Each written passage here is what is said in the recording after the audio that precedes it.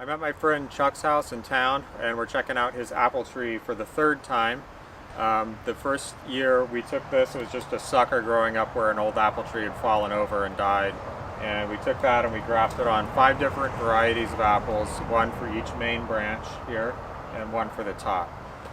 Then we did 2 follow-up videos looking at it after the first year of growth and pruning it, and looking at it this winter, just like a couple months ago, after it had grown for another season. But I forgot to talk about something really cool, and I just want to do a quick video note on that.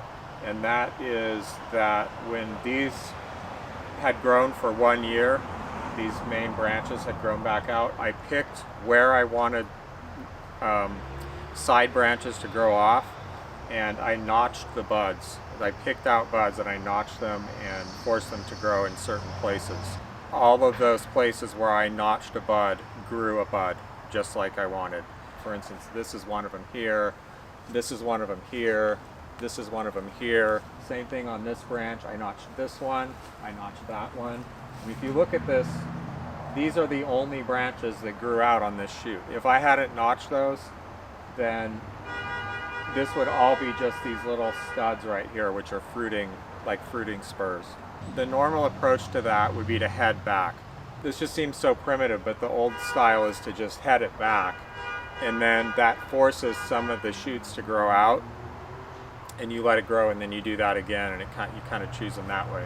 So after it grew to here, it was just a straight, one straight long shoot with no side branches.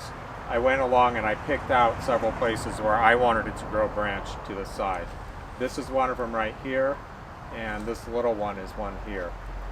Now that's not the only place where side branches grew out.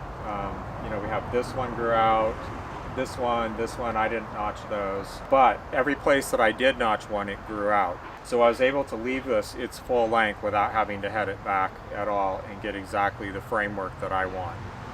So notching like this is also part of a training system of sorts that I'm putting together based on some stuff I read from a study at the turn of the century about they tested different ways and theories about training central leader and modified central leader trees quicker and better. And then I added a couple things with notching to make it better. And it's awesome. It's revolutionary compared to what most people do to train fruit trees, especially, I've applied it mostly to apples and pears, but I have applied it to other stuff and had it work well. And sometimes it does, sometimes it doesn't, but it's worth a try. It doesn't, hurt or anything. And I hope by the end of this winter to be able to present that as a system, and then if we're lucky, we'll be able to follow as the example trees that I set up and show you. We'll be able to hopefully follow those for a couple of years and get people through the first 3 years is kind of what you need. Like this has been through 3 years and it's pretty well set up now, and from here it just kind of will grow, but it doesn't need a lot more training. So that's it. I just want to do that quick video note on notching. Just remember, if you're training your trees, whether they're straight and vertical or whether they're limbs coming out, you can pick buds that you want to grow out and put a little notch in the bark. Like if you wanted to do this one, let's say this bud right here, just cut about 1/3 of the way around in a crescent shape and cut out the bark and a little bit of the wood. By midsummer it'll be completely healed back up, but in the meantime that will encourage this bud to grow out as a shoot and elongate. Honestly, that's enough to take you a long way, but we'll be going further into it, and it's going to be cool. Revolutionary, really.